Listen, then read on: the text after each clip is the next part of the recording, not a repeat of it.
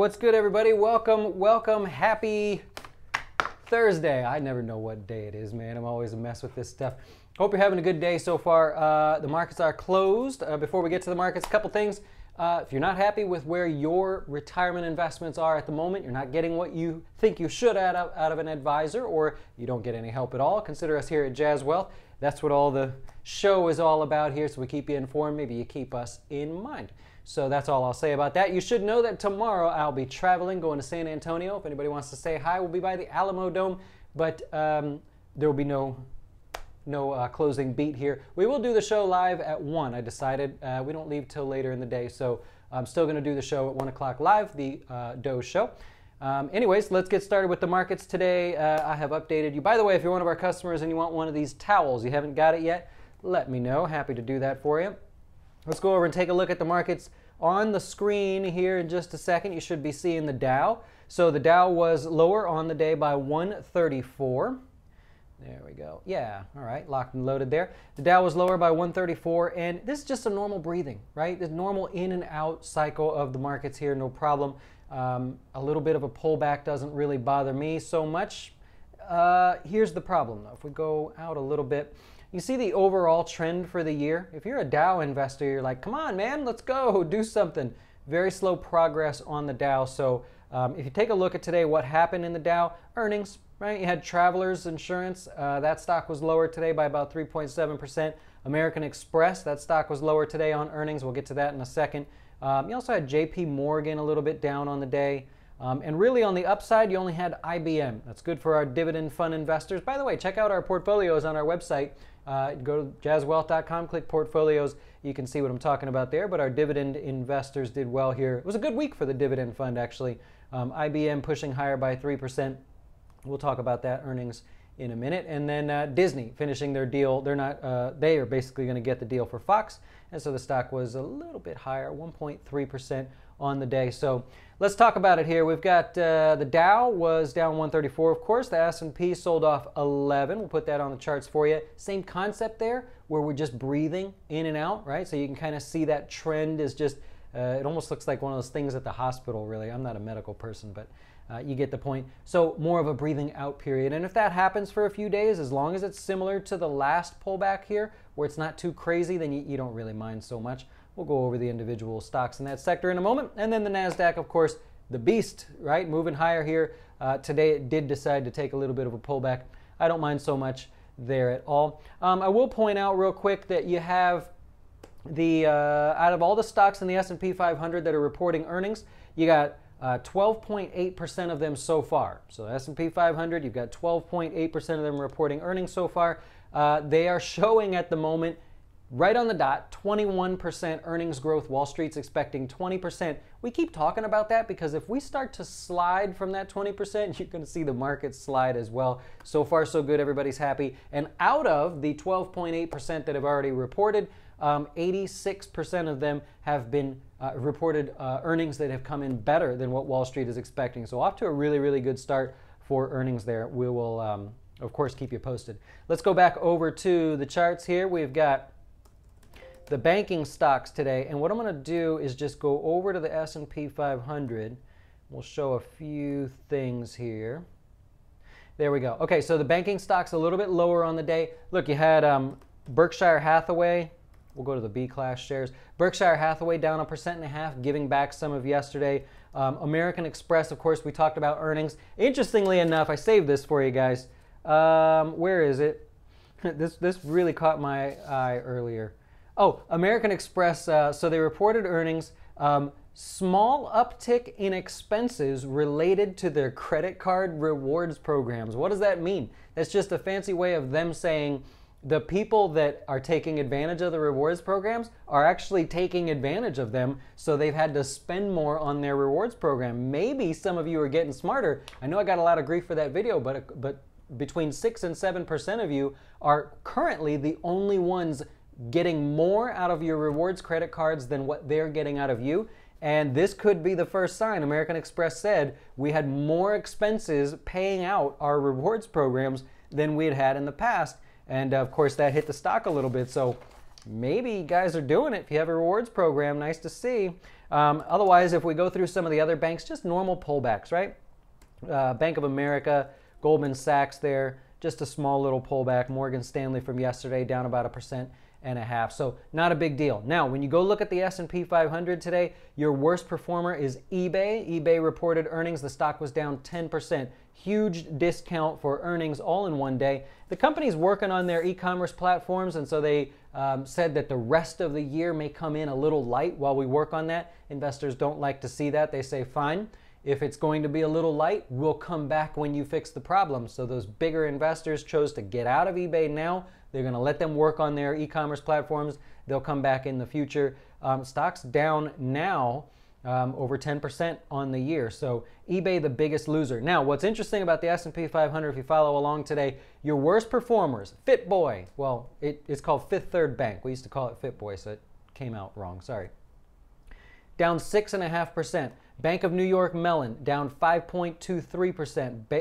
BB&T Corporation, that's also a bank, down 4.5%. Let's keep going. Travelers Insurance, we already talked about that. That one down 3.7%. E-Trade Financial down 3%. You get where I'm going with this here so far? American Express 2.75%. State Street down 2.72%. You getting it? Should we keep going? Ameriprise down 2.71%. You get the feeling that those banks today just were not going to have a good day. And, you know, so be it. If you look at the regional bank stocks today, down a little bit on the day. This is the regional bank ETF. KRE is the symbol, down 0.25%. So all of those banking stocks taking a break. And right there, when you look at the top losers, or what do you say? The biggest losers in the S&P 500, you very quickly get a feel that the market was not going to rally today. So all those like Monday morning quarterback comments that most people think that they make on TV, this is how you get that. This is how you're able to look in the middle of the day and go, probably not going to be a green day in the market. It's very, very clear. The more you look at it, the better you get. Now, on the positive side, what's going well? Retail. You had Macy's higher today, 3.33%, and a lot of the other names with it. AutoZone, if you follow that one, that's a great technical pattern. Chart traders love what they saw today. I'm not making any recommendations, just pointing out the charts. Same thing with O'Reilly in the same category. Beautiful, beautiful chart pattern if you do that sort of thing. Kohl's, the stock up 3%. You got Ulta Salons up 2.75%, very near a breakout. Check this out. Technical traders will be looking at that as well. So if you're a day trader or a short-term trader, you're starting to gravitate towards some of these stocks without my recommendation, because I don't make recommendations on stocks, remember. I'm just pointing out what the prices are doing. Advanced Auto Parts, same concept there. You see in a pattern, right? You see in the names that I'm mentioning, you go, wait a minute, I know what O'Reilly is, I know what AutoZone is, I know what Advanced Auto Parts are, I get what he's saying here. Best Buy had some good news too, about ready to break out again. Target as well at that list. I'll stop there. As I dig through these things, I get more and more excited, and I could do this for hours. So let me do what I planned to cover for you guys. You get the point of what I'm saying there. But utilities, your better performer today. Donald Trump basically came out, and in short, he kind of told the Fed that he was unhappy with higher interest rates. Who is happy with higher interest rates? Like, I'm not going to get all political on you, but what they're going to do tonight in the media, especially financial media, is tear the brother apart when all he said was, I don't like higher interest rates. It's very complimentary to the people that are running the Fed. He just said he doesn't like higher interest rates. I'll say it. I don't like higher interest rates. Nobody's going to pick on me, right? So they're going to give him a hard time for that. But because they did that, then rates actually came back a little bit. That helped utilities, which kind of needed the help. But more importantly, real estate. Shoot, I'm on the wrong screen there. Who needed some of the help? Remember yesterday we talked about real estate doing pretty poorly. Real estate was your biggest or your best performing sector today. 1% gain on the day. And you can see the reversal there if you're following along. So we talked about it pulling back. A reversal today, not only because people diving back into the sector, but also that news doesn't help when you get something like that. Let's keep going here. I don't want to take too much of your time. You got gold. So gold also lower on the day. Remember, we've been talking about 1200. If you've watched our daily updates, we've said 1200, 1200, 1200. Well, The financial media yesterday chose to focus on the open interest for gold, which shows that every trader on the planet is basically waiting for 1200. Well, when financial media makes a big, well, when media in general makes a big deal out of one topic, it makes people take action. What happened today? The traders came in to play that short trade down to 1200. It darn near made it to 12. It's only 10 points to go before it could have made it down to 1200. So pretty cool there for the price of gold if you've been patient and waiting. What else do I got for you? Microsoft reported earnings here after the close. They did well. Microsoft beat earnings. Everything looks great. The stock is up slightly. It deserves to be up. So tomorrow morning looks like Microsoft will start a little bit higher. We'll see what the conference call has to hold for that one. But what else do we got? Do we do IBM?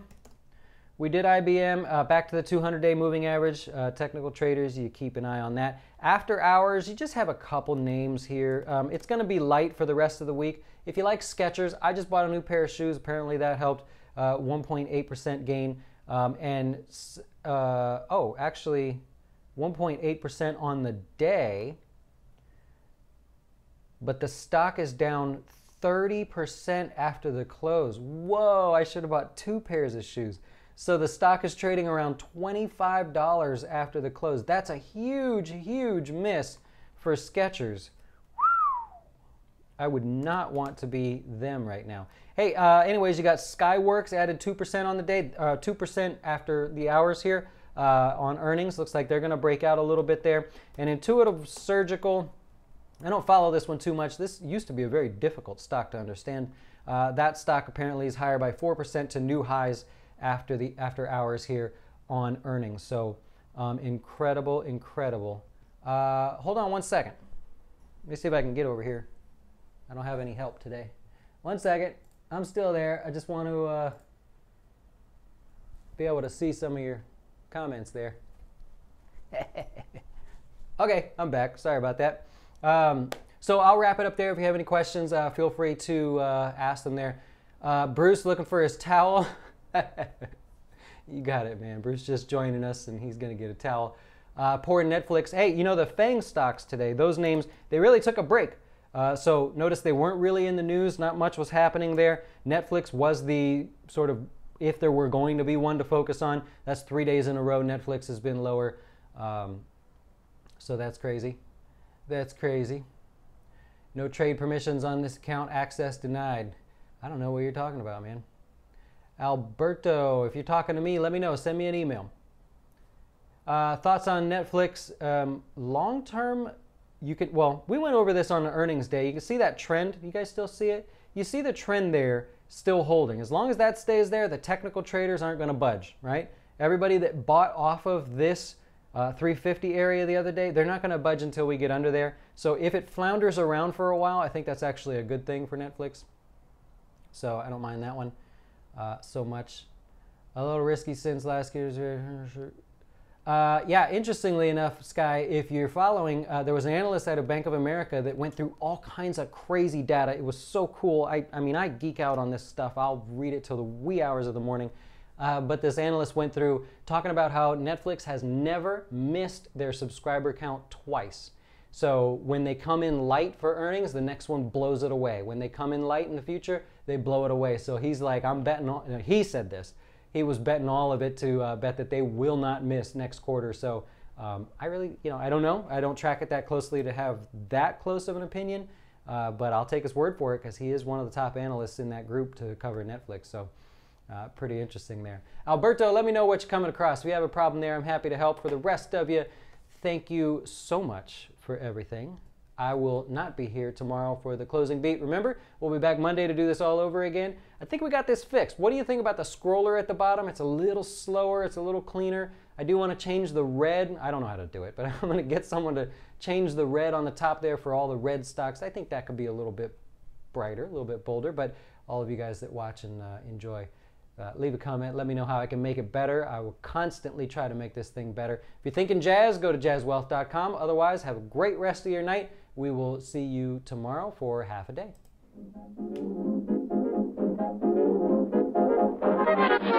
Why should you choose Jazz Wealth as your retirement or long-term investing service? Our portfolios are managed by us, not some faceless mutual fund manager. Our private classes will teach you everything about investing and getting your dough straight. Best of all, our fiduciary standard means your best interest comes before ours.